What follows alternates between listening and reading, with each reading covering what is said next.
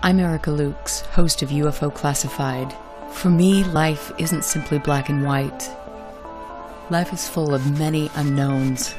It is my goal to travel the world and to work with the world's leading experts in the hopes of making groundbreaking discoveries.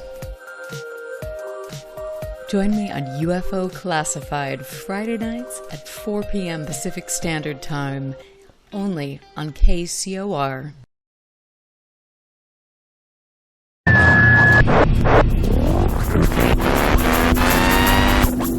UFO Classified. UFO Classified. No more plausible deniability.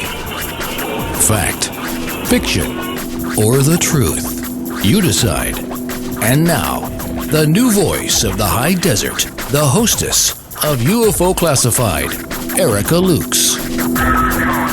Well, I hope you made it through that holiday. I know that I'm probably 10 pounds heavier, but I hope you had fun and it was safe. And if you're in the United States, that you had a happy Thanksgiving. It is one of my favorite holidays. We had a great time, and I've been sitting on the couch all day watching White Christmas and all these Christmas movies and eating pie. And I love this time of year, and I'm really looking forward to actually going to Germany for Christmas this year and New Year's. And so I will have lots of stories to report when I get back. I will be meeting with a couple people involved in European ufology, so that will be a fun trip.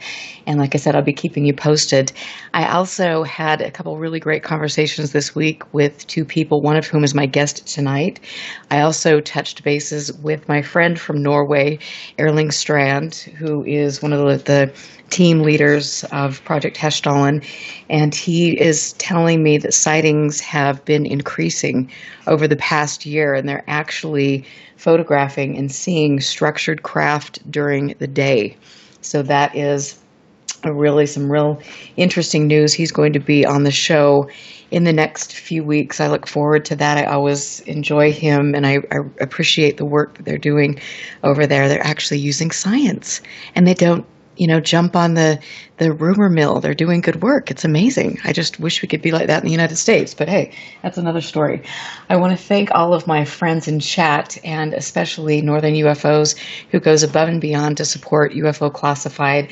I think the world of him, and I say that every week. And I also want to give a big thanks to my producer and station owner, Tina Marie, who runs an exceptional place. I'm so blessed to be here with people like Tim Beckley, and I love it. Solaris Blue Raven, great people here. And with that, all of that out of the way, over the years, I have sat back and I've gone to different websites and I've seen different figures in the field. And there's some people that I have been drawn to because of their intelligence, their thoughtful way of looking at things and questioning things. And one of those people is my guest tonight. I finally got to talk to him this week. It was a great conversation. I knew it would be.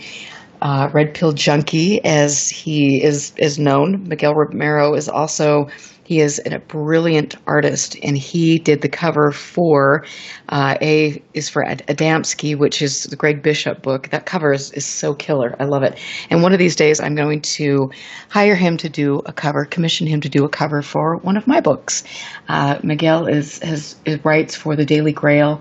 He also participates in websites and podcasts like Mysterious Universe, The Grimerica Show, Where Did the Road Go? He is in Mexico City, and you can check out his artwork at absurdbydesign.com. I love Miguel. I'm really happy that you have come into my circle, because I have a feeling I'm going to be learning from you. So good luck to you. Thank you for having me here, Erica. Stoked to be on your show. Happy Thanksgiving to everyone. Happy Black Friday. I don't know if that's something you say. Happy Black Friday. Well, it sounds a little odd, but I like it. Okay, when you're fighting with someone to get the last flat screen TV left on the store, I don't know. I'm kind of sad that I didn't journey to Walmart today. That would have been good to watch, but I just couldn't bring myself to do it. I'm telling you. So what's happening in your world? Like, what's going on in Mexico City? Mexico City. Well, well, let's not delve into politics, but there's been a lot of changes in Mexico recently due to a change in the government administration. There's a new party in power. A lot of things going on here. There's news that President Trump wants to declare drug cartels as terrorist organizations, and that's getting a lot of people worried because they think that maybe an excuse to try to attempt some kind of military intervention in Mexican soil, which is not something that a lot of people will be in agreement on. So yeah, it's been a year of changes, a year of uncertainty on so many levels. I think that uncertainty, of course, is not exclusive of Mexico. I think it's something that's happening all around the world. We feel, I think the people is feeling collapse of structures, right? Societal structures on all across the board, not just government and politics, but also even things that used to feel to be perennial and very solid, like churches, the Catholic Church. We've seen how it's taking a huge blow out of all those scandals caused by all these cases of priests abusing children, not only in the United States, also in Mexico. In fact, American priests that were pursued by the authorities ended up arriving in Mexico in cahoots by the church. But yeah, it feels not to get too grim here, but in a way, it's like we have truly arrived in the age of the apocalypse, but not in the way that doom, the world is falling apart, but apocalypse in the way that the Greek word means. Apocalypse means revelations. So what we're seeing, I think, is that we're being seen many secrets that are being revealed and being thrown into the open at last. People that used to do things in the shadows, they don't care anymore. They don't care if we see them do it in the open, and it's quite a ride. It is an interesting time, and there's a lot of angst and a feeling of uneasiness. It is interesting, but you're right. A lot of things are surfacing, and we have to go through this. Hopefully, it will work out for the best. But it is very interesting to see what's taking place globally. Mm-hmm. And so I have to. You were telling me when we talked the other day, you were mentioning an experience that you had as a young boy with regard to the UFOs or not. And will you tell us that story? Which one was it? It was how you first really got started in this, or you first began. You had the big disappointment. Right, that one. I wasn't that young anymore. I think it was in my late teens, early 20s. Okay. I'm not sure I was already in college, though. It was in the 90s, that I can tell you. It was after the 1991 solar eclipse that happened in Mexico. The one, I think it was July 19th, when a few people recorded on video what seemed to be some kind of anomalous phenomenon, right? A UFO. And to this day, I think that's still something unknown that was hovering over Mexico City. Maybe because the phenomenon was counting on thousands of people looking up that particular day. That particular day. But yeah, I remember that I went to some small UFO conference that happened here near where I live. I remember that Pedro Ferriz, who is the father of Mexican ufology, was there, and other people. And I remember at some point there was this guy that I had seen on some TV shows with Jaime Maussan, claimed to be a UFO contactee, right? And he then took on the mic and he gave this really solemn message that I have been informed that there will be a massive sighting of UFOs by New Year's Eve, and this will be the herald of first contact between the UFO intelligence and planet Earth. And I was listening to that and say, oh my God, finally the aliens will reveal themselves and we will arrive into this new era of open contact with extraterrestrial intelligences, right? So I remember that in New Year's Eve, the rest of my family was having a great time partying and eating food and listening to music, dancing, whatever. I was on the rooftop of that house freezing my ass off, pardon the French, and waiting to see if something will happen, right? I mean, I was with hope in my heart, very illusioned that something will finally happen. And of course, I saw nothing. Oh. The next day, I guess there were a few reports of things seen in the sky, which were more than likely just balloons, those Mylar balloons that were released. But yeah, that like I told you on that conversation, that was a very important lesson to me, to really question what people say, because just because someone is on television, just because someone has the advantage of some kind of media platform, doesn't necessarily mean they are trustworthy. And in the history of ufology, which is something that people who are interested in this field, unfortunately, they don't bother to actually read about the history of the field. There's been countless of times in which people predict some massive landing or some catastrophe or some arrival of the alien envoys. And of course, that has never happened so far. Kind of like disclosure. Exactly, and disclosure is like the flavor of the month right now in American ufology. I don't think that it's that important elsewhere in the world, but it's what people are so obsessed with right now. And I have to tell you, I have huge issues with the concept. I think it's in a way it has too many logical flaws. The idea that this is a field of iconoclasts, right? This is a field of people who have a deep distrust of government structures. And at the same time, they're waiting for the government to come clean and saying, oh, you know what?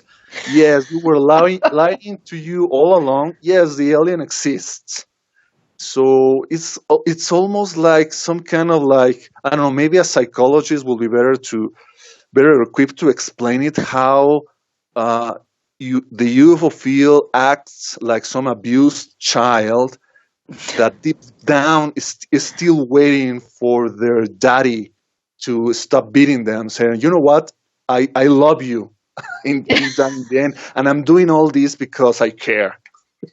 You know what? That's brilliant, and it is so true. It's like we were talking about on the phone. It's like we just, we keep learning the same lesson over and over and over again. And some of the younger people that come into this, I mean, they aren't willing to dig, and they are incredibly gullible in and of the fact that they're not letting.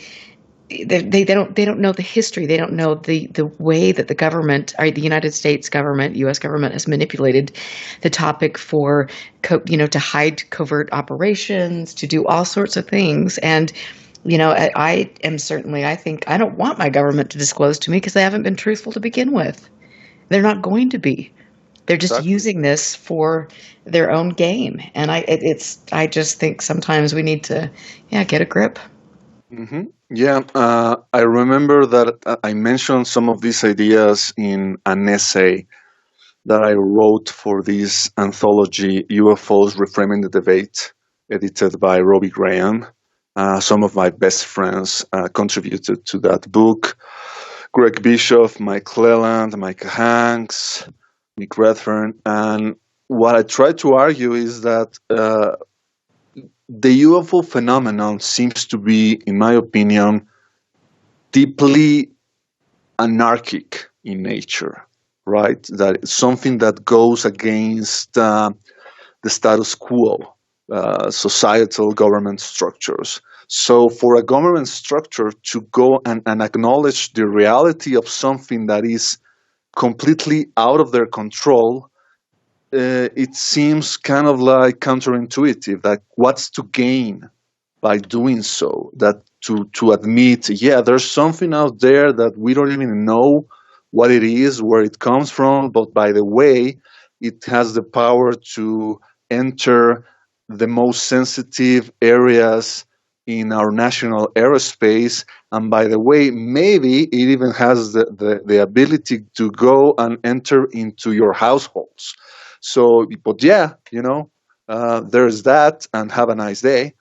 I think that, to me, it's more likely to see the end of the nation state as we currently know it. The nation states have been just around for, I don't know, 200, 300 years. But the UFO phenomenon has been around longer than that. So to me, it's far likelier to see the end of nation states than to see those nation states acknowledging the reality of the UFO phenomenon. And so why do you feel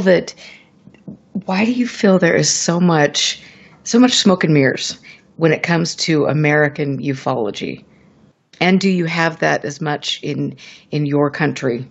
Because I think it's very unique to the United States.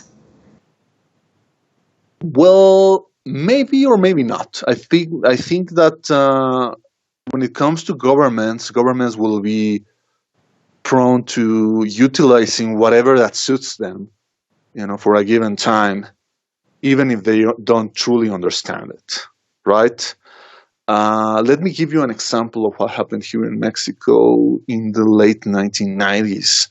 I remember that back then I started to read stories on the internet about the chupacabras sightings, right? That started out in Puerto Rico, I guess in the year 1995. And then somehow the phenomenon jumped the Caribbean and migrated to Mexico. And there started to be reports of chupacabra sightings and farmers finding their animals dead and devoid of any blood and with puncture marks on their bodies that they attributed to this chupacabras entity, right? But then all of a sudden something really weird happened, and that's that those sightings were started to be reported on the most important news channels in Mexico. It's used to be a news program called 24 Horas, 24 hours, with a journalist by the name of Jacobo Zabludowski, who would have been akin to your Walter Cronkite, right? So he was the most respectable journalist in Mexico, and during his show, they used to give reports about chupacabras, and to me that was kind of odd. Like, what's going on here? Later, I came to this idea that maybe one of the reasons why they were doing this is because they were using the chupacabras as some kind of smokescreen campaign in order to downplay other relevant news that were happening in Mexico at the time, like, for example, the rise of another guerrilla group in southwestern Mexico in the state of Guerrero. And there was a lot of instability in Mexico back in those days. So my argument is that the government, which had at the time a lot of control over TV stations and news channels, were using paranormal topics like the chupacabras in order to divert the attention of the public. So we have to consider the possibility that things like that also happen in other countries and not just in the United States. Oh, interesting. Yeah, it's all so fascinating to me. And I guess because I'm in the thick of things here in the U.S., it's just like, oh, my Lord. It just seems it seems like we're in, that we're in some bizarre bubble, incestuous bubble of, I don't know what you want to call it. But there's not a lot of, I just don't, I wish it was, the topic was more credible in the United States. I look at Norway. I'm always using that Heshdalen as a shining example because it is. It's like here we have something that was at one point in time partially funded by the government. Scientists from all over Europe are there, and they're engaging in great research. But yet, and there's nothing else attached to it. It's just research, pure and simple. And I just want to be able to do that here. And it seems at some point in time, unless you are doing it in a small group like Greg Bishop always talks about, and you mentioned the other day, it's not going to happen. Mm-hmm. But maybe the UFO phenomenon is meant to always be at the outskirts of society, Maybe that's the position in which things like UFOs are able to inflict the most amount of impact in our society without totally wrecking it. You know what I mean? Like everybody knows what UFOs are. Everybody knows about Roswell Area 51, regardless of whether the powers that be openly talk about it, right? So UFOs influence society from the outside, and maybe we shouldn't be striving too much for the phenomenon to all of a sudden be on the inside. Maybe that's not the role it has to play. It's also interesting to me, and I think that you have lots of wonderful points. And when we get back from the break, I definitely want to talk about the ETH. And I think the more I learn about the subject, the more I turn away from that. Or question that narrative, and it wasn't something that was fed to us as another distraction. I mean, I don't know. Before we've got 1 minute to break, but what are your thoughts in a minute or less? About the ETH, I find it so boring. I like it. I knew you could do it. Oh, that's awesome. I'm excited to talk to you some more, and I appreciate you being here. I am here with Miguel Romero, and some of you, I'm sure, know and have heard and followed the work of Pill Junkie, as I have over the years. I'm a big fan. He's very intelligent and a beautiful artist. You've got to go check out absurdbydesign.wordpress.com and look at his UFO-inspired sketches. They are fantastic. I love the Jacques Vallée, the sketch of Jacques Vallée. But we'll talk about art and UFOs. It's so cool. Yeah, we will be back after the break. Stand by. This is UFO Classified with Erica Lukes. The phone lines are open now at 702-425-9230. That's 702-425-9230. Worldwide callers use Skype name KCOR Radio. More UFO Classified with Erica Lukes on the KCOR Digital Radio Network. After this. Hello, this is Solaris Blue Raven, host of Hyperspace, exclusively here at KCOR Digital Radio Network, wishing you and your loved ones a very Merry Christmas, stellar solstice, and a magical New Year. Blessed be.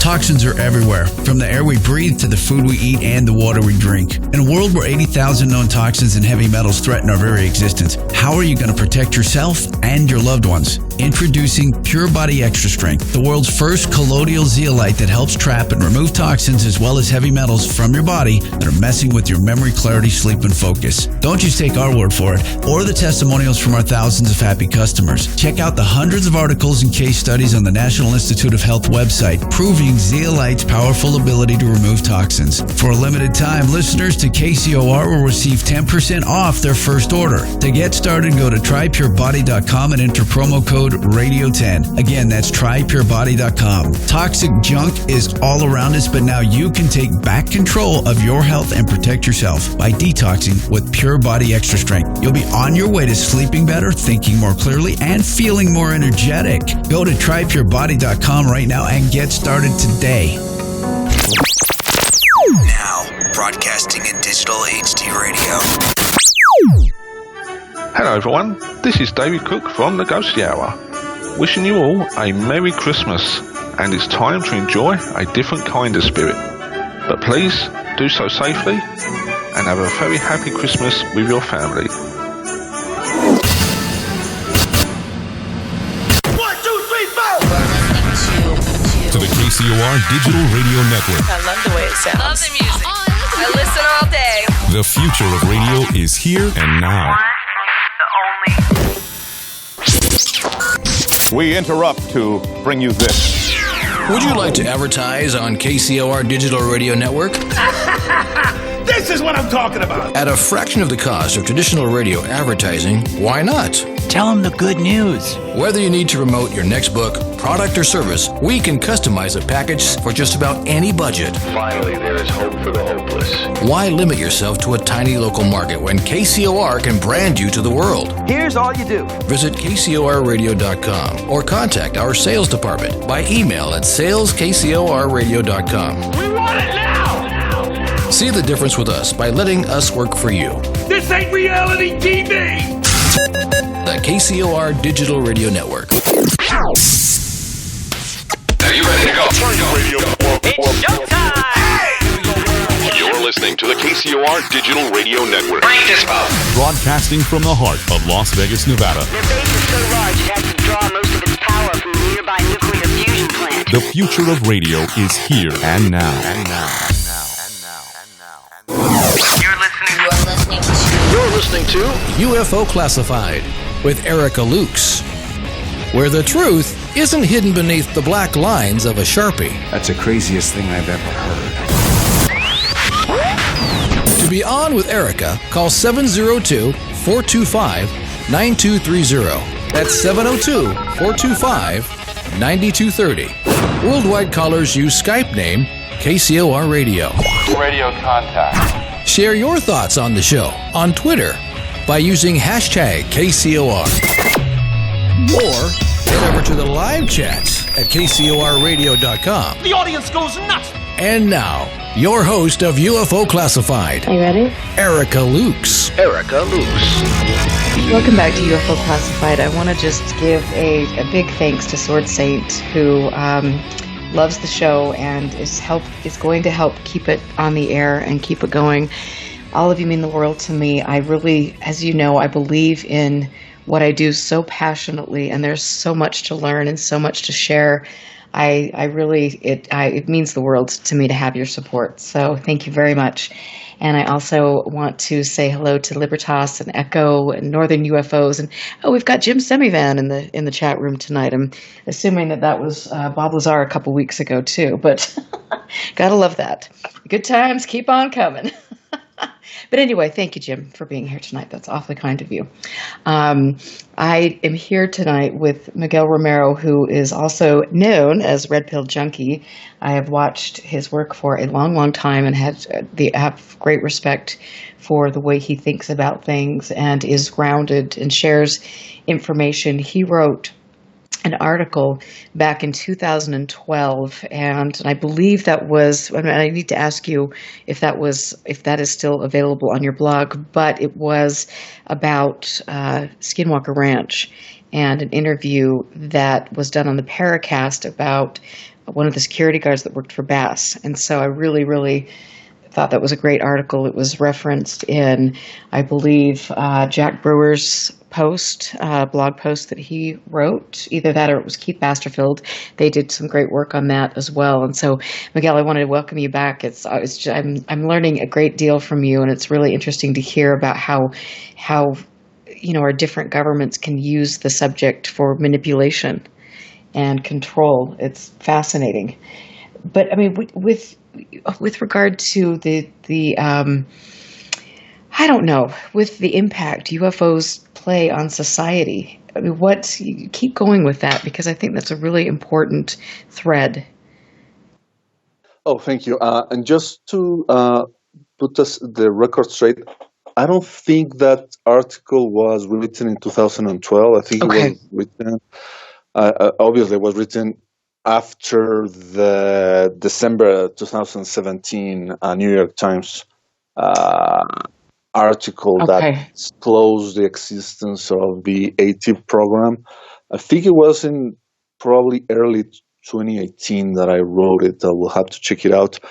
But yeah, with regards to UFOs, its impact in society, well, yeah, I'm definitely of the opinion that the phenomenon has been with us since human beings have been around this planet. You know what I mean? Maybe it's part of the human condition. And yeah, and definitely I'm not a person who advocates for the extraterrestrial hypothesis or the ETH. Like I told you in our conversation a couple of days ago, obviously, like most of us, I started as an ETH believer. I didn't have any choice. I'm a child of the 80s, Erica. I was raised with Close Encounters of the Third Kind, E.T., the Extraterrestrial, Cocoon, all those movies that really influence my viewpoint with regards to life in the universe. So to me, yeah, obviously, a flying saucer was a metal spaceship that was being piloted by some superior being from some faraway, technologically advanced civilization that came here to, I don't know, explore, do some research, or maybe, conquer, planning to conquer the earth. I don't know. But gradually, I guess my point of view with regards to the phenomenon started to shift when I realized some things didn't pan out with that simplistic explanation. Maybe one of the things that started to cracked my solid adherence to the ETH was when I read Communion by Whitley Strieber. I want to say it was 1989, something like that. And by the way, when I read that book, I had to sleep with the light on for at least 6 months, which was kind of embarrassing because by then I was already in high school. And my sisters made fun of me, but I had no choice. I had to put the lights on, and I had to literally flip the book so I wouldn't see the cover with the being with the black almond eyes. Yep. You know? Isn't it crazy? Like I couldn't put it down. I mean, I remember reading that back before the dinosaurs ruled the earth, it seems like. But it just stuck with me, and then reading Bud Hopkins and some of those books that were all coming out at the same period of time, that was very impactful. And, I was kind of all about the nightlight. Maybe I still am. I don't know. Yeah, exactly. So getting back to Strieber, the things that he was mentioning in those books, like, didn't make a lot of sense from the point of view of a simplistic, scientific exploration of superior beings coming to a planet. Even if you try to apply the cliched ideas of Star Trek's Prime Directive, right? The idea of, the aliens can't openly interfere with us, unless our civilization attains a certain level of advancement, and that's the day that we finally will, establish open contact with us. But no, you start to read about cases, and you start to figure out that the phenomenon behaves with a level of absurdity that is very difficult to explain. And maybe that's actually one of the reasons why governments don't openly recognize its existence, because of that absurdity. Because that's not the way that UFOs should behave, man. Aliens should land on the White House, and they go and they will say, "Take me to your leader," and all of that. Yes, but no, they're not doing that. If anything, it seems to be some kind of grassroots communication from the ground up instead of the top down, like you would imagine an alien civilization will try to contact society on Earth. And so, I mean, what are some other options? I mean, what do you feel it could be, if not extraterrestrial? That's the $1 million question, right?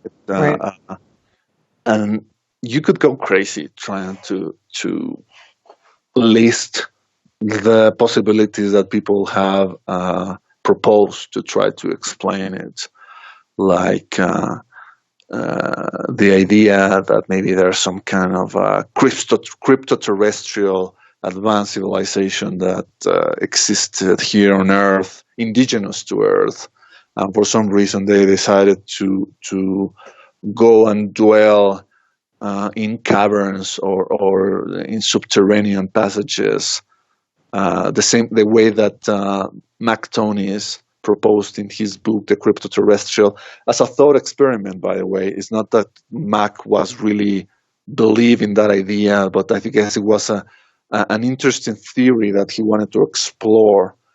There's also some people have said, well, they're time travelers, right? But that also doesn't make a lot of sense, because, okay, if they're time travelers, how come they're so blatant about it? Or how come sometimes they don't seem to be cognizant about the basic ways in which we operate? That they don't understand simple things like the use of kitchen utensils or whatever. And there's also many things with relation to sexual interactions with these beings that seem to relate to the fairy folklore that is being gathered by Celtic nations in Ireland, in Europe, and that's something that my friend and colleague Joshua Cochin has written extensively in his books.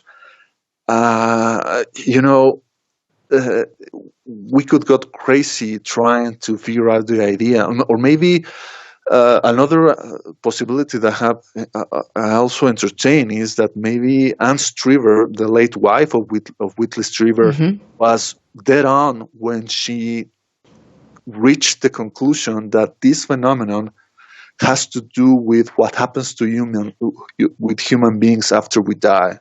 And yeah, there's some kind of connection between the UFO phenomenon and the afterlife that the ETHers are not very comfortable with addressing. And at the same time, I feel that maybe that's a vital clue that we are overlooking. But I don't know. I guess what we're doing is some kind of like sorry reenactment of what previous civilizations or previous cultures have attempted to do centuries or thousands of years ago, when they saw portents in the sky and they interpreted as gods or angels or fairies. And now that we are so technologically obsessed, we see it as space beings coming to this planet. And maybe none of us have actually reached, the final answer. Maybe human beings are incapable of reaching the final answer the same way that a goldfish that is encased in some glass aquarium is able to actually comprehend where it is and the nature of the beings that once in a while they put a bit of food pellets in its tank, and they're in charge of lighting the tank, or maybe cleaning the water, and sometimes taking one of the fishes with a net, and sometimes they retrieve it, and sometimes they don't. And I guess the goldfish will never find out the truth. That is just that, yeah. And I've got a goldfish sitting right over my shoulder. Now I'm thinking about his pathetic life. Oh dear, dear, dear. But no, that it really is true. Well, we'll honestly, at the end of the day, we're not going to know. But I think both of us are intelligent enough to know that there is something remarkable taking place. I've been, I've experienced things. So I know that everybody that listens or takes an interest in the subject has had some sort of experience. Mm-hmm. And it's incredible. Yeah. And I guess that maybe we're asking the wrong questions, Erica. Maybe this obsession of trying to find out where the aliens come from, what they want to do with us. Maybe that's not the point. Maybe the whole point of the UFO phenomenon is just to make us question our notions about reality. Maybe that's just that's the whole point of it all. Just remind us that we don't know really what's going on. And if you use that as a departure to trying to question other things about your life, like okay, if this we're not certain of this, maybe there are other avenues in which we need to also explore. And if you can use ufology as a launching point in which you also can learn about, history, archaeology, psychology, parapsychology, which I think is more important. If you can use ufology to learn about all of that, it really doesn't matter if you never find out the answer, to the aliens. It's almost like the UFOs are some kind of hand that are pointing out a point in a map, but humans are like dogs, and the dog is instead of looking into the map, it's looking into the hand. And we're obsessed with the hand, and we're obsessed. Oh, when is the hand going to give me a treat?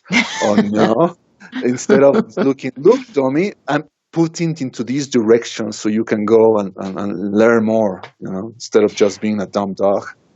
Well, that is a really, really great point. And I want to say that as much as this has been a frustrating endeavor, I have learned more about the natural world, about astronomy, all of these wonderful things, history. It's just, no matter if I get to the bottom of this before I die or not, I have learned and enriched my life. And that to me has been a real blessing. And so that's a beautiful point that we need to focus on. Yeah, that means that you are doing this correctly. If you are using ufology as some kind of UFOs seems to be some kind of initiation, into a bigger journey, a journey that maybe has no end. And if you can use that as an excuse for intellectual and spiritual growth, it doesn't really matter if we never actually find out the final truth about it, right? I see we've been talking about all these new young people who are entering this field, and I see these almost like desperation. I'm seeing these people who say, "Oh, disclosure needs to happen within my lifetime, man. It needs to happen within the next 5-10 years. We need to go and struggle for this goal. And it's like, you know what? A lot of really good and valuable people have died who have been obsessed and really interested in this phenomenon, and they never managed to find out the truth. J. Allen Hynek, who was Vallee's mentor, Stanton Friedman, who unfortunately died this year, Kathleen Turner, Coral Lorenzen,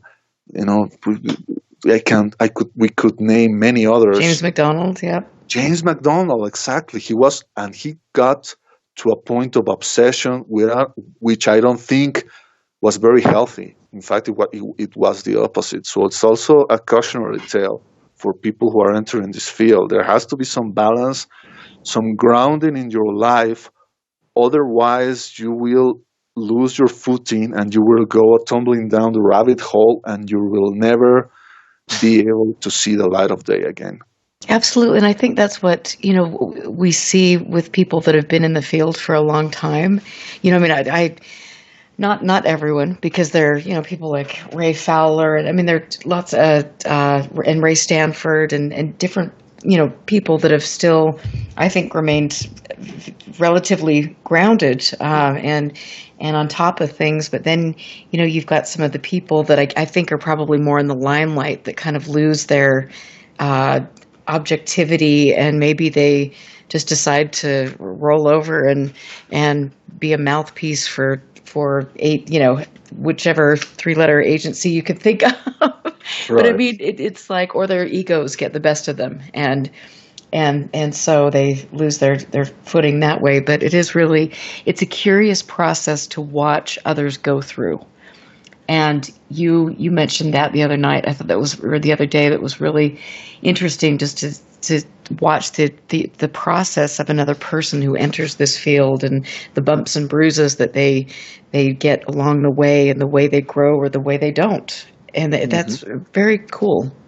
Yeah, absolutely. Frank Herbert, the author of Dune, wrote that fear is the mind killer, right? I look at this field and also look into paranormal phenomena, psi abilities, and sometimes I feel ego. If fear is the mind killer, then ego is the soul killer. When ego intervenes, and when ego starts to cloud your judgment on it becomes one of the sole purposes of your quest to quote unquote find out the truth, then you lose something. You lose perspective, and you also become vulnerable to people who might try to exploit you in ways that you don't really perceive at the time.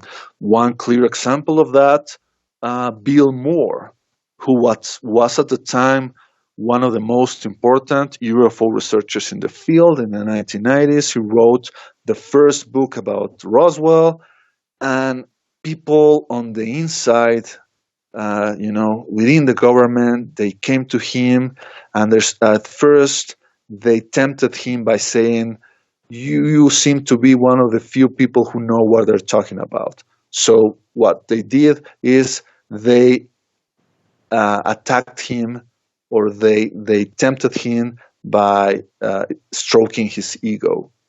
And by doing that, they managed to, use him, control him in ways that are portrayed in the book Project Beta, written by our friend Greg Bishop, which I think is a must-read for people who need to know and need some perspective about what's going on right now with modern ufology in the United States, with regards to new players in the field, like yes, the stars. Yes, and that is really, really, really important. I mean, I'll never forget watching, Bill Moore at that when he was speaking. I believe it was at a MUFON conference, and he came out with his bombshell revelations, and just the anger in the crowd. I mean, it was palpable, and they really did derail him. And like you said, he was an incredible researcher. I have many of his works in my library, thanks to Barry Greenwood and things. And that was quite sad. And we do need to be conscious of that now. I strongly feel that some of these people have befriended and manipulated some of these younger people in the field, and to do their bidding, and it's the telltale, let's stroke your ego, make you think that you're God, that you're getting all this secret information, and then guess what? Yeah, and that manipulation also maybe is also done by the phenomenon itself. All those people, the contactees, right? Or people who claim to be experiencers, and they say, well, you're special. You're our chosen one. You're the ones who are going to be our envoy, our emissary. We need you to deliver this message. And, well, maybe you should try to see, into the horse's mouth before delivering these ultimate secrets of the universe, because maybe it's just a lot of hogwash. Well, it's just also fascinating. I mean, I like I was telling you, I have learned so much even in the past 6 months. And 6 months ago, I would have thought that this person was a decent person. This was the agenda. There was something happening that is my whole world has dropped out from underneath me. Right. In the past half a year. And it's like that happens. It happens to all of us. It certainly happened to Bill Moore, as you mentioned, and it would be really fun to have both you and Greg on the show and have a dialogue about Moore and Benowitz and some of these shadowy things. And it's amazing to me that some of these characters that were involved in the manipulation of people they've achieved like this cult status in the community. Right. Yeah, it's interesting, right? What can I say? Sometimes ufology is full of vampires. No matter how many times you put stakes in their heart, they manage to rise from their coffins. Well, on that note, we're going to take a little break. But I want to tell people, please, since you're by your computer, you're listening to the show, go to absurdbydesign.com and check out Miguel's work. It is really, really cool. And I hope that one of these days, very soon, I will have one of his works hanging in my UFO library. That would be super cool. I am Erica Lukes. Thanks for your support. We are going to take our longer of the 2 breaks. And just because Lib is listening and posting all these great things in chat, the best is yet to come. That's for you, Lib. And we'll catch you on the other side of the break. Listen very carefully. This is Houston. Say again, please. Houston, we've had a problem. This is UFO Classified, live every Friday night, 4 p.m. Pacific, 7 p.m. Eastern, exclusively on the KCOR Digital Radio Network. The truth is out there, just waiting to be discovered. And now, if you will, accompany me on a journey to the future. For more information on the host of UFO Classified, Erica Lukes, upcoming guests, as well as links to the past shows, visit her website at ufoclassified.com. UFO Classified. UFO Classified. This is KCOR Las Vegas, home of the Digital Radio Network, broadcasting from a shack just south of Area 51. Wait, that doesn't exist. This is the KCOR Digital Radio Network. Now for the news.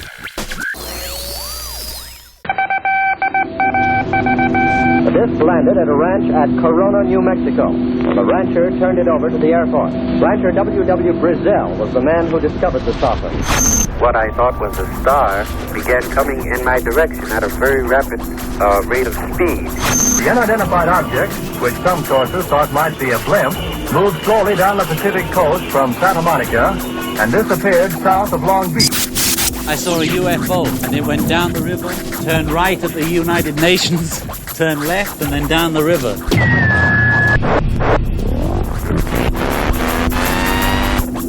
UFO Classified. UFO Classified.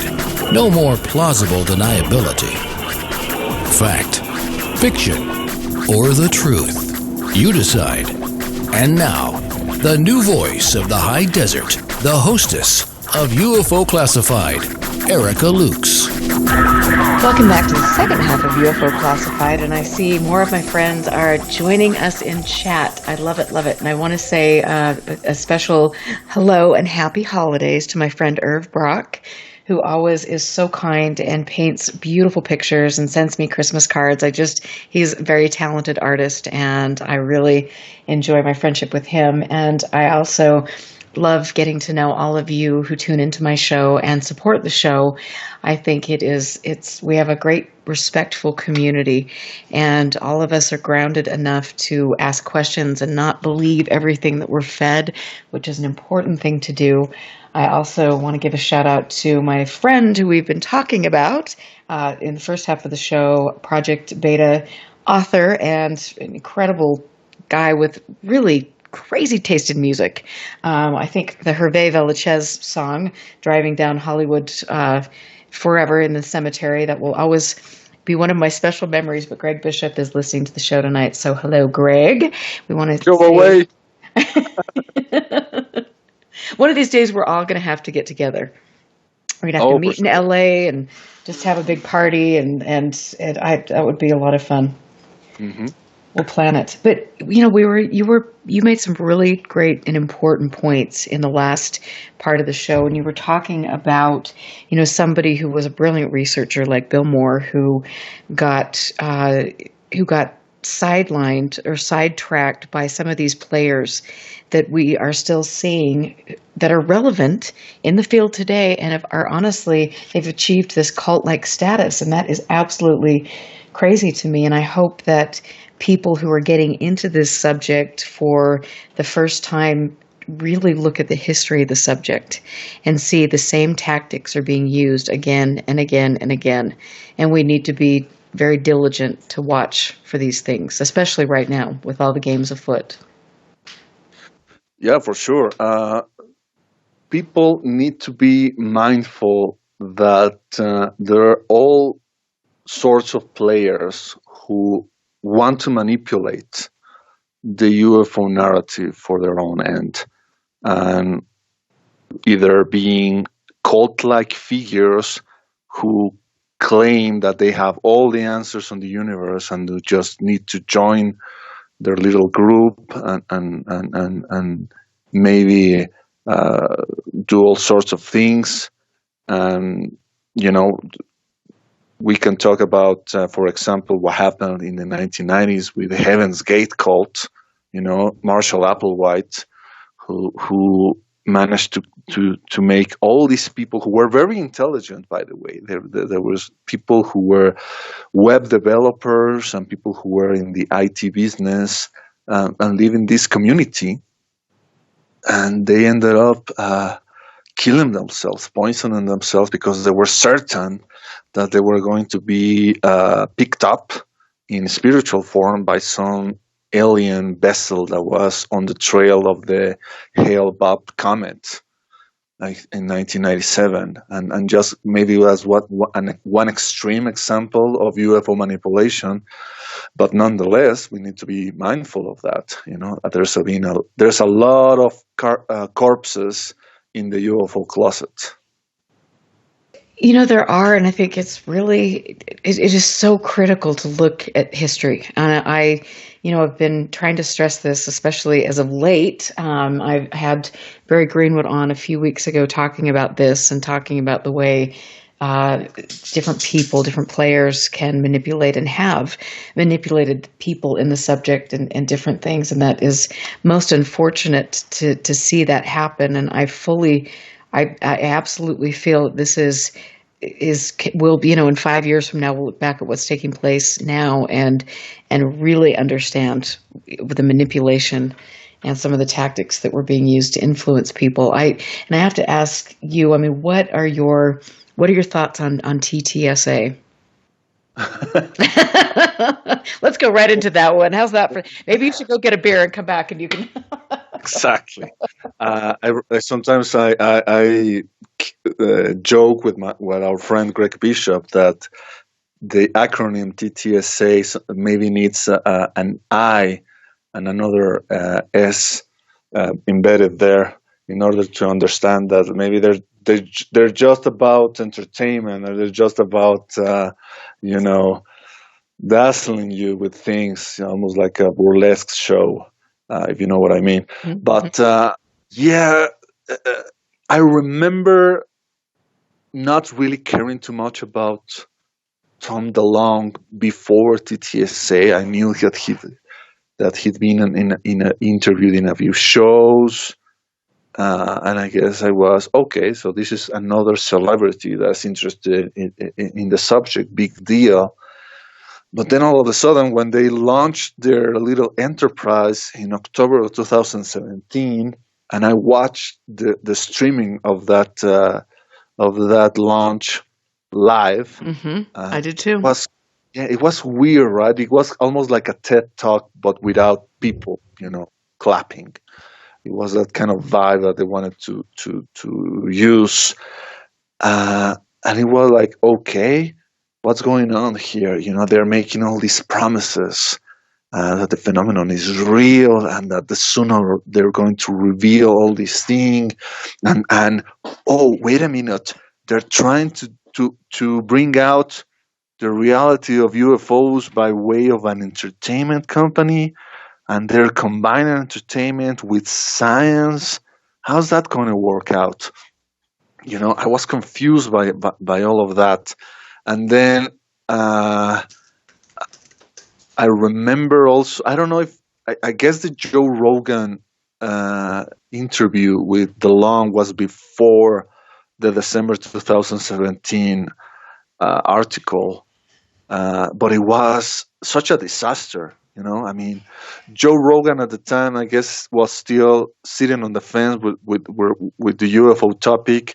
He used to be a big believer of UFOs and moon landing conspiracies, and then he became something of a skeptic. He had this short-lived show on the Sci-Fi Channel, Joe Rogan Questions Everything, which he used to also visit the Skinwalker Ranch, by the way, with your friend Ryan Skinner, if I'm not mistaken. But yeah, and he had Tom DeLonge there, and Tom DeLonge was such a mess. Right. It was almost embarrassing, listening to him. I cringed more than once when he was trying to explain to Joe all these secret meetings he had with quote unquote, the people in the know, in the inside of the government.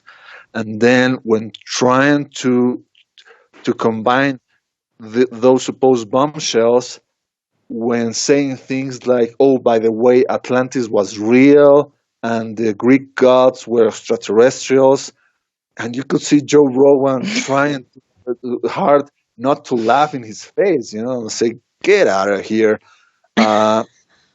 So I don't know. I guess after that,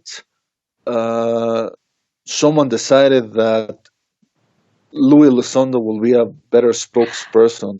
Yeah, that was interesting. That was his farewell interview, wasn't it? After that, he was probably told it's best not to do interviews anymore.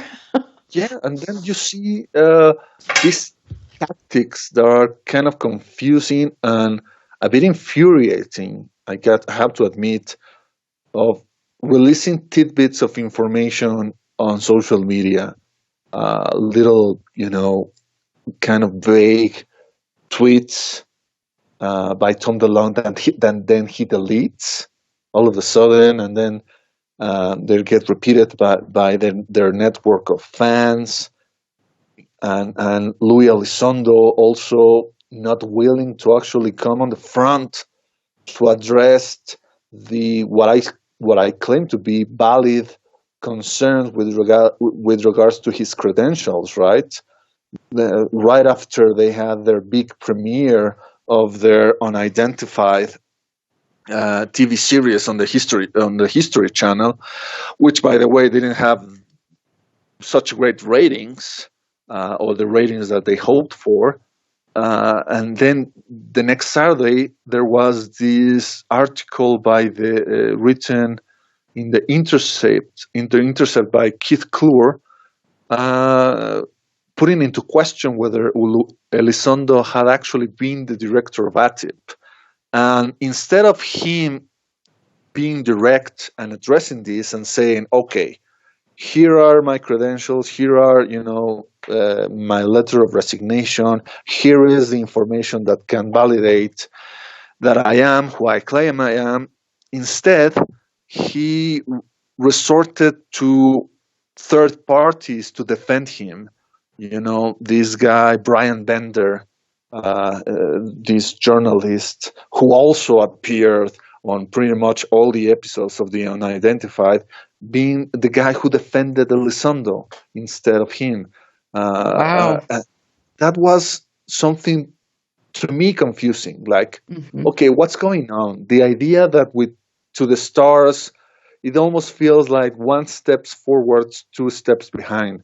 In the very first day that they launched, and they talked about some UFO event, which we will learn it was a Tic Tac event, and using in the background an image of what they claimed was a UFO, but later it was discovered that it was just a Mylar party balloon, a number one. Yeah, that was a little embarrassing. Not one of their better moments.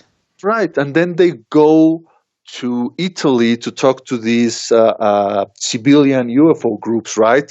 Which they labeled as a secret group with government officials, which wasn't the case at all. But in that presentation, Elizondo shows a photo that he claimed had been taken during the 1952 UFO flag over Washington, right? And everybody knows that photo in particular was created for some movie, so it wasn't really real. So, and then he apologized and said, "Oh, I didn't have coffee that morning. I wasn't able to find even coffee in Italy." It was like, "Okay, you have never heard of espresso, bro?" I don't know. I know that by now I've been portrayed of this big bad guy, this big bad enemy of To the Stars, right? I sometimes fantasize or joke around with my friends that 20 years from now, someone is going to label me as the Philip Glass of the 21st century. You know what? I'm not thinking that's a bad thing some days. It is so hard because, like I said, there's something so genuine and important. And then you get some of this stuff going on and you just think, oh, wow. And I have to wonder with, especially like the Storm Area 51 thing. It's like you say, you take this, we're taking these great leaps forward. And then, oh, guess what? What's Storm Area 51? That sounds like a great plan. And so it's like it's marginalizing the seriousness of the topic, So here we've got, okay, yeah, the Navy's coming out saying this. Great, good job. We could maybe have some hope. And then boom, it's all the idiots storming Area 51. And you just think, what in the crap is going on? Well, yeah, I agree with you, but at the same time, we have to be mindful that there's been attempts in the past of trying to, quote unquote, legitimize the UFO field, right? And people who are trying to present a good case about UFOs. And by doing so, sometimes they discard what they feel is not valuable information about the phenomenon. And we see that, for example, with people who researched abduction cases. And you see with Bud Hopkins and Ted Jacobs weeding out the kind of information that they were getting from their sources, their abductees, that wasn't conforming to their expectations of what a true alien abduction should be like. Like Ted Jacobs, hypnotizing some patient or whatever, and only interested in learning about the shape of the craft and how the beings look like. But then if the patient mentioned that they saw also their dead grandmother inside of the craft, oh, that is confabulation. That doesn't matter. And that is thrown into the trash. And so there's a problem when people are trying to legitimize UFOs by way of discarding information that they feel is not important. Because like we were saying, the UFO phenomenon is absurd by design. That's one of the reasons why I decided to put that name on my own website. There is an absurdity that seems to be embedded in the phenomenon, and it's not accidental. It seems deliberate, perhaps in order for the status quo to not really pay too much attention to it. And like we said earlier, for the phenomenon to operate at the margins, to only be interested to outcasts who are really not interested in being the cool kids on the block and are only, are drawn by the weirdness of it. And sometimes those weirdos do manage to shape and change the culture in ways that are completely unexpected. Like let's take, for example, artists like David Bowie, Freddie Mercury. Artists like started to perform in a time where their message was not welcome. That was not part of the mainstream. Right. Gay singers singing on stage, Jesus, like hide the children, and now, like they are the biggest, icons of our generation. They managed to shape the culture from the outside in instead of the inside out. Absolutely. And I love that. And I just have to, and I'm sorry to interrupt you, but I just want to throw this out there. It's David Bowie is one of the most inspirational artists of all time to me. And there is a show that I would highly encourage all of you to watch. It's very hard to find, but it's called Merry Christmas, Mr. Lawrence.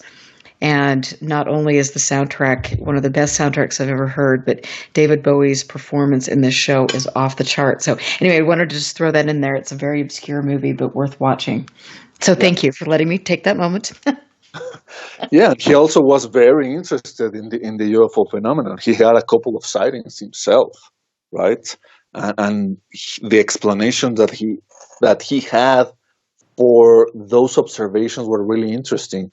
I'm paraphrasing here, but I remember he said to an interviewer when he mentioned this case that he thought that what he was observing in the sky was some kind of weird topology that was interpreted by his mind, in order to decipher something that was, probably undecipherable, right? And I'm really fascinated by that, the idea that sometimes left brain thinkers, artists, creative types are able to grasp more about the reality of the UFO phenomenon than so-called serious researchers, scientists, analysts.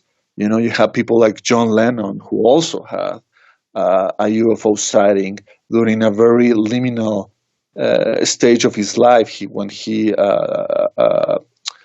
left Yoko and he was having an affair with his secretary, and then all of a sudden, the both of them see a UFO over New York City. He even mentions that in one of his songs. And Robbie Williams, who we know that he also visited Skinwalker Ranch, and during that time he was obsessed with UFOs and trying to find out about that. So yeah, maybe a left-wing approach, a kind of like non-analytical approach, yields better results than just trying to understand the phenomenon using, statistics, Venn diagrams, and, very black and white questionnaires of just the facts, man. What shape was the craft, and what did it look like, and people like Greg Bishop and other researchers have maintained again and again.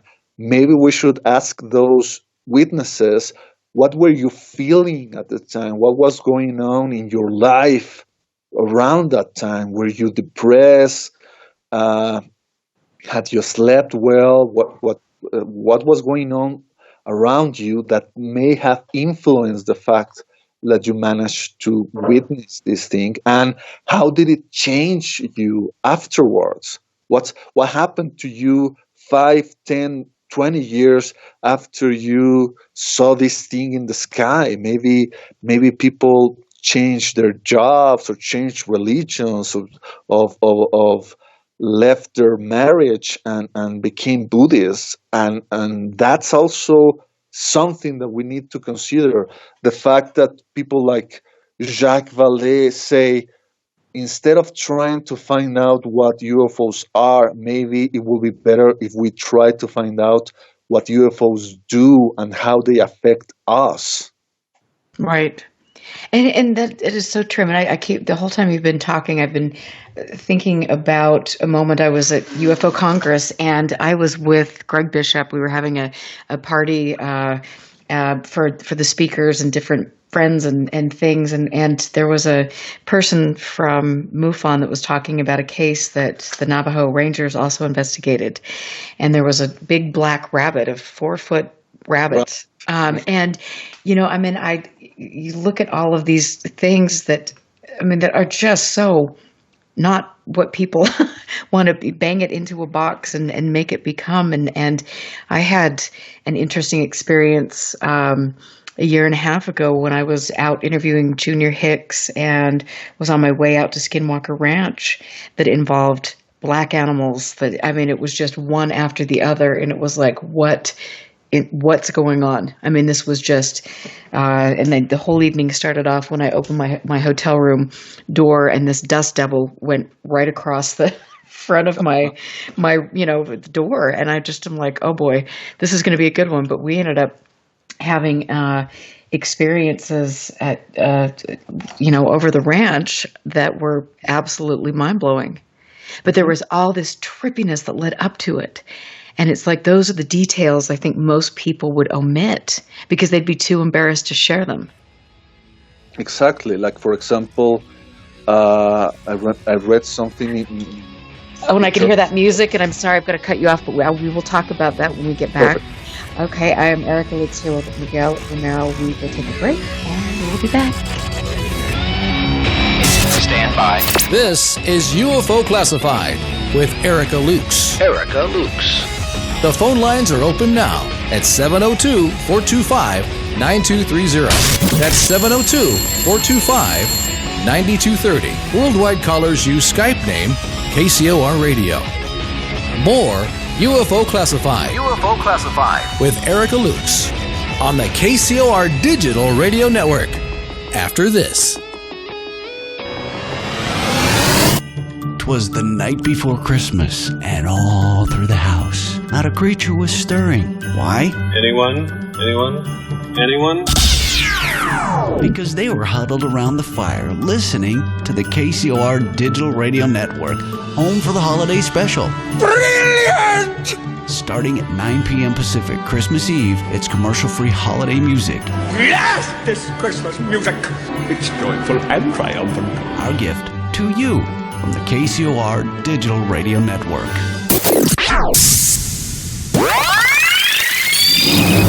Hi, KCOR listeners. Lorraine Fenton here from the Fenton Files. I want to wish you and yours a fabulous holiday season.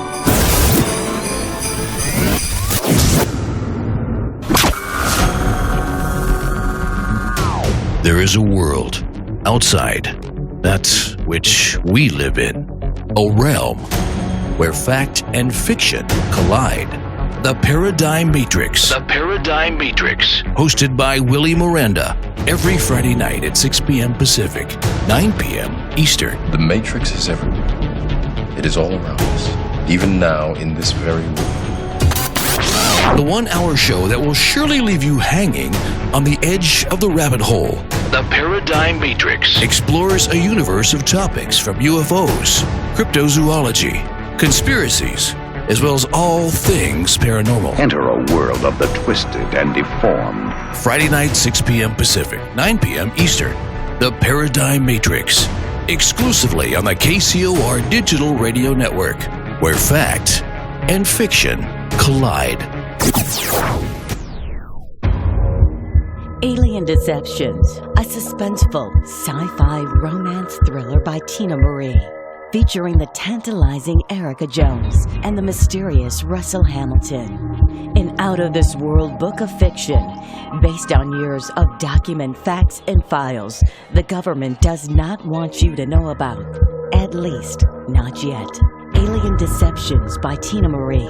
Available now at Amazon.com or get a signed copy at TinaMarieEntertainment.com. Get your copy now.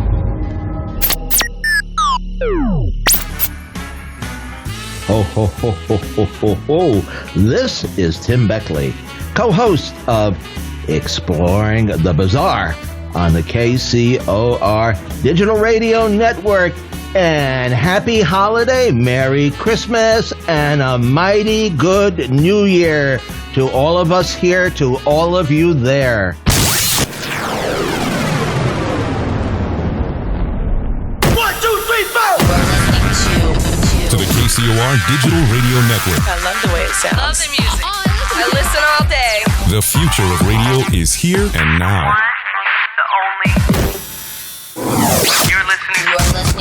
You're listening to UFO Classified with Erica Lukes, where the truth isn't hidden beneath the black lines of a Sharpie. That's the craziest thing I've ever heard. To be on with Erica, call 702-425-9230. That's 702-425-9230. Worldwide callers use Skype name KCOR Radio. Radio contact. Share your thoughts on the show on Twitter by using hashtag KCOR. Or head over to the live chats at KCORradio.com. The audience goes nuts. And now, your host of UFO Classified. Are you ready? Erica Lukes. Erica Lukes. Welcome back. It is always with great sadness. I seriously get so bummed when I get to the last segment of my show because I could talk and talk and talk to my guests all night. I just learned so much from each and every one of them, and I love seeing your thoughts and some of your funny posts in the chat room. That's really cool. You can go to UFOclassified.com to learn more about the show, and every once in a while, I actually update it. That's like the seventh sign of the apocalypse right there. I try to tweet, but we know how unsuccessful that is. You can find me on Facebook. I also want to say that there's a really great show here on KCOR, and it takes place on Sundays at 2 p.m. Pacific Time, 5 p.m. Eastern Time, hosted by my friend, David Cook. It's called The Ghostly Hour. So I love that show. I think David is amazing. He is a big supporter of UFO Classified, and I hope one of these days I can get over to the UK and we can go hang out and go exploring some haunted places. I look forward to that. That'll be fun. I am here right now with Miguel Romero, who has been known in the past as Red Pill Junkie, somebody I've followed for years and years, and I know why after my conversations with him. He's incredibly grounded and has a very thoughtful and much needed perspective about all of this and some of the things that can happen, some of the areas we should focus on studying.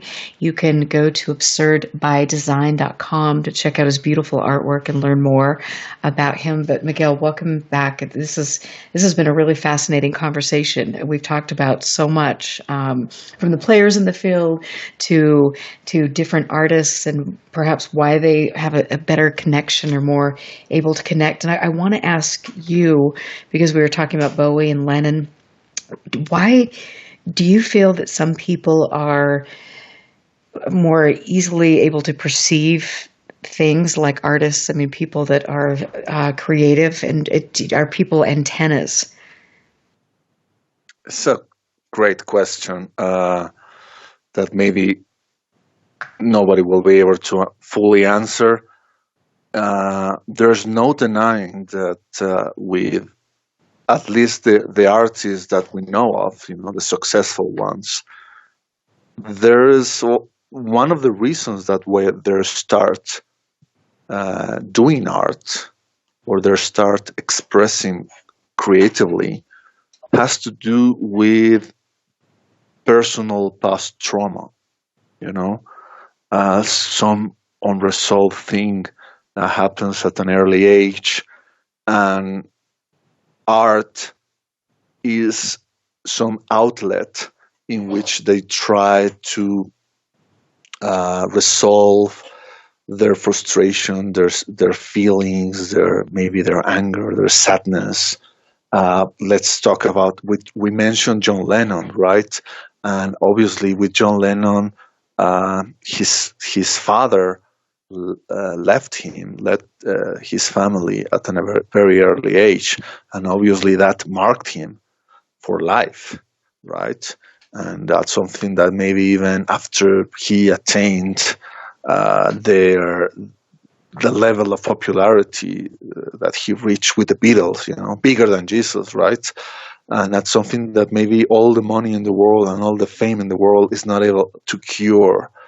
So maybe we could make an argument that those kind of artists are like modern shamans, right? They're channeling something. Even I remember reading stories of Paul McCartney waking up one morning humming some new song, and he couldn't figure out where that song came from. That was almost fully formed, and maybe he thought that there was something that somebody else had recorded, that he was just remembering it, and he mentioned it to all the members of the band, of the Beatles, and nobody could remember it. So they figured out it was something new. So it was something that he managed to get overnight. And we hear those kind of stories again and again in the history of music and the history of art, of great composers that got into a frenzy, and they could not stop until the piece was finished, right? Like they managed to tune into some realm. And as something of a graphic artist myself, I'm totally comfortable with the idea that the artist is not the actual generator of the art, that the artist is more of a medium, a channeler, if you will, that manages to help the art to manifest into our world, and then maybe now we can talk about some of the ideas expressed by people like Alan Moore, the famous writer, comic book writer, creator of V for Vendetta, The Watchmen, all those wonderful pieces. He also happens to be a ritual magician, and he came up with the idea of idea space. So this realm in which all these elements already exist, and they manage to get manifest into our world through artists like him and others. And if that's the case for artists, what about scientists then? If we're talking about inspiration affecting people like David Bowie, John Lennon, then what about someone like Albert Einstein or someone like Charles Darwin? Might not be they also conduits of things that emerge from another realm? Absolutely. I mean, it's divine inspiration. I mean, where you have all of these states that people claim, that they're receiving, that they go to and they receive information. I mean, you look at some of the greatest composers on the planet, and they're receiving inspiration from they claim, an outside source. So it's just an amazing question. But I know for myself, I mean, I've had a series of experiences over a lifetime, and it has been really fascinating. I try to journal a lot and write down these different experiences, but when I first had the really incredible encounters that I had in 2014, 13, 14, I picked up a paintbrush and I began painting like an obsessed fiend, and it was clouds, clouds, clouds, sky, clouds. And so it's so interesting for me now to look back at my art and realize, look back at my journals and realize what I was going through and how I was using my art to try to explain or put into terms what I was going through after those sightings. That's really interesting. And also, obviously, we know of innumerable cases of people who have gone through the close encounter experience and something affects them that unleashes some kind of like creative streak that wasn't present in them prior to that experience. Like, for example, I'm thinking of Travis Walton, Fire in the Sky, right?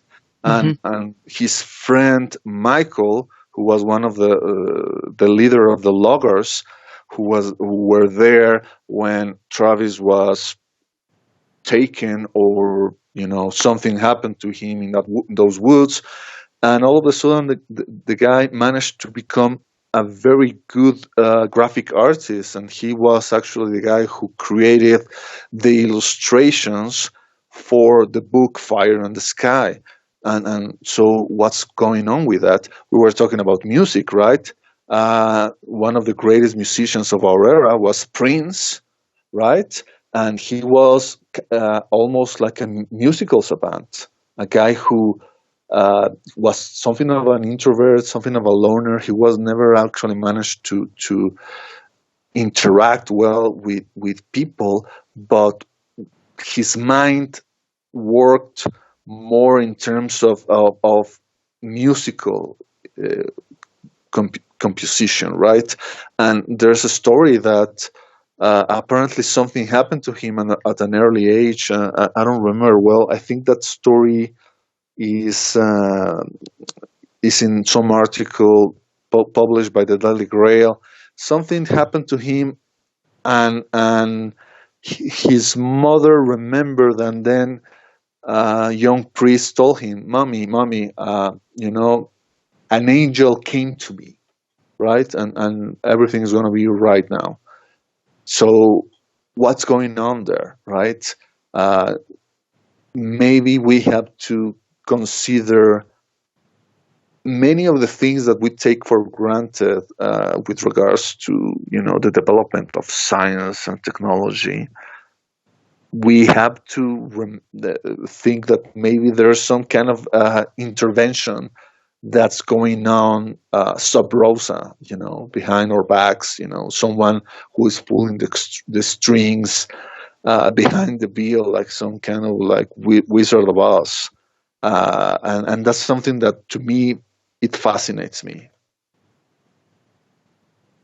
I know the whole thing is just it's so fascinating, and I have to ask you, and unfortunately we've only got 15 minutes left, but I mean, what with your experiences throughout your life, I mean, what are some of the most amazing experiences that you've had with regard to interacting with this, whatever this is? That's a good question. I'm sorry to say that I've always longed to have, the close encounter kind of experience, like almost like Richard Dreyfuss at the end of the movie, right? I want to see the mothership coming down and taking me away. Sadly, hasn't happened yet that I know of. I've had other experiences that nonetheless hint to something else aside from what we perceive in our daily lives. Synchronicities, for sure. Once you start delving into this space of ideas, all these kind of weird connections start popping into your life that seem to be designed to make you, I don't know, more aware of your surroundings, more aware that everything happens for a reason. There's no such thing as chance, right? So yeah, plenty of synchronicities. And when I was younger, and I used to read the books of Carlos Castañeda, who used to be a pretty big figure in the counterculture in the 1960s and 1970s. Probably he's more obscure now. He was a big influence in the Wachowski brothers films, nevertheless, and is one of the reasons why I decided to choose the nickname Red Pill Junkie. But in one of his books, he mentions techniques in order to attain lucidity in your dreams, right? And when I was young, I read that and I say, okay, well, let's see, why not? And let's see if it happens. And just the fact of thinking that it was possible actually made it possible. And I had a lucid dream, and it was groundbreaking. The idea that you find yourself in this almost like a virtual landscape that is concocted by your own mind, and you're totally aware of that. You're not like following kind of like a script, which is like what happens with most of your dreams, and then you forget about it. You have a certain amount of volition, and also a certain amount of control of the dreamscape, almost like Neo inside of the Matrix. Like if you want, you go and fly, and some people relate lucid dreamings as an earlier stage to other states like out-of-body experiences, and I feel on a couple of times I've had a few of those. And one of my most personal and powerful experiences that happened to me at a very early age, I think it happened to me after I almost died. I think I was very young, and I was a very tall kid, and I reached something in the kitchen's counter, some kind of like disinfectant that my mom used in order to disinfect vegetables. So maybe I thought it was some kind of like soft drink or something. So I took that and I intoxicated myself, and I poisoned myself, and my mom had to rush me into the hospital. And they tell me that I got into some kind of coma. I don't remember any of this, Erica, but this is something that they tell me that happened. And I guess during a couple of hours, it was very serious, but obviously I got well. And I don't know if this happened before or after that, but one of the things that I remember is a very vivid dream that I had when I was very young. I think I was seeing myself from above my bedroom. I seeing myself inside my little, tiny bedroom bed, and it's very difficult to express. It's not, but the feeling that I attribute from that dream is that I felt that I was being held by the hand of God, and it wasn't like a feeling of ecstasy or celestial joy. I don't think it was a near-death experience, but there was this sense of reassurance that you're not alone. There's someone got your back, and that's something that remained my whole life. The fact that I still remember that dream, even after all those years. I'm 46 years old, right? And I'm not the kind of person that remembers things like what I did in my 15th birthday or whatever. But I remember this dream. It's been always with me, and it's something that always informed my way of thinking, and that has never allowed me to reach a level of, I don't know, cynicism with regards to, religion and spirituality. I will never be able to become an atheist because of this experience. Yeah, you're saying that, and my jaw's hitting the floor because when I was a small child, I almost drowned. And there was a point in time when I left my body, and I was looking up at myself drowning. And then, all of a sudden this, hand grabs me by the hair and pulls me out and throws me at the side of the pool. And I was able to obviously I survived, but there have been specific moments in my life where I should have been dead. And where I absolutely know, absolutely, beyond a shadow of a doubt, that something has stepped in and pulled me back from that moment. And it has been, it's incredibly powerful. And like you say, it's the same thing. For that reason, I know that there is something greater than us. Yeah. Absolutely. I've experienced it. Yeah. I only wished I could remember that more often, right? Everyday experience is so taxing, is so deteriorating. You get so overwhelmed by little things, right? Things that annoy you, things that depress you, take the wings out of your sail. And if I only could remember what I felt in that dream all the time, it would be, I don't know, better than Valium, better than any kind of antidepressant, Prozac, whatever. It's something that is probably lost in many of us in our modern culture. This loss of connection, this loss of feeling that there's something else out there. And maybe I see these new developments happening in the US right now, with regards to legalizing of psychedelic substances, of the approval of psilocybin and ketamine as a valid method to treat depression. Actually, that gives me a lot of hope that maybe these kind of tools, entheogens, they are called, could help us reconnect with that avenue that we, as a modern techno-obsessed society, have lost.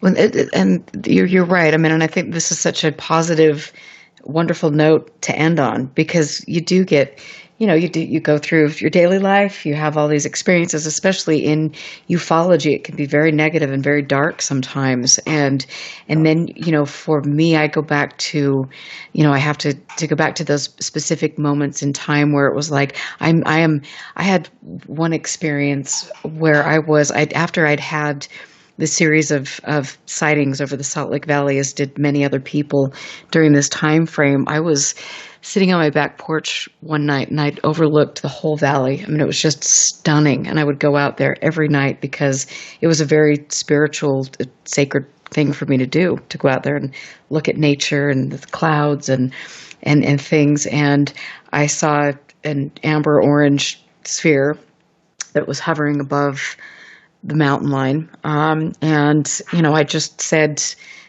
under my breath, I just said, if that's you, I want to see another one underneath you. And I kid you not, and this sounds absolutely crazy to most people, but within 20 seconds, this light appeared, and it was within 5 feet of me. And it was like this giant sparkler. And it just moved across with no sound. And I kept trying to think, okay, are the kids out here? Are there fireworks? There was no smell, no sound. There was no one around. And within, right when that was happening, that feeling of just knowing, it's like, oh my God, I called and it responded. And here it is. And the temperature just dropped about 20 degrees. And it was absolutely one of those moments where you just sit there and go, how can you even put this into words? And there's so many positive things. It's so important to remember those moments in life that are truly unexplainable and exquisite. Yeah, magical. Yeah, I love it. And so what are you doing next? What is your What is your next plan of attack? Are you speaking anywhere? Are you doing anything exciting? How's that book coming that Greg wants you to write? What's going on? Greg. Well, first he needs to finish his book, and then he can start, bothering me writing one book. And if he needs me to illustrate the book, then I will be more than happy to do that.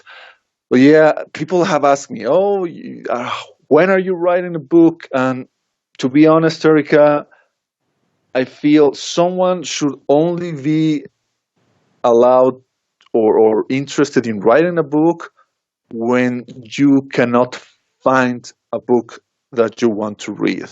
And at 46, I'm still finding books that I need to read and that I didn't knew that existed, books that were reading 20, 30 years ago.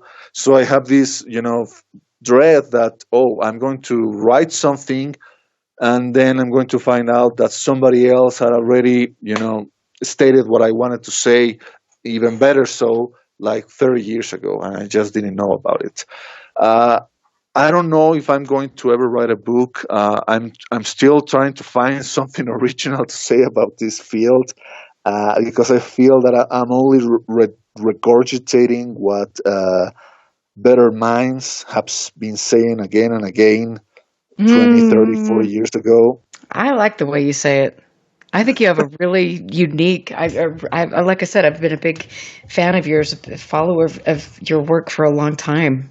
But I know at the same point in time, like I'm in the process of finishing up my book and it's like,